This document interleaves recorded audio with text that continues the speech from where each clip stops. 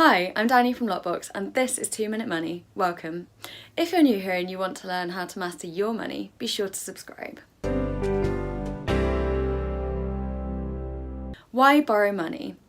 Rather than waiting a long time to make a purchase by saving up the money you will need to buy it up front, borrowing money gives you a way to buy it sooner than you could otherwise by paying for it with someone else's money. When that money is borrowed from a financial institution, like a bank, it is also known as arranging credit, as a credit agreement is the mechanism through which people borrow money from financial institutions.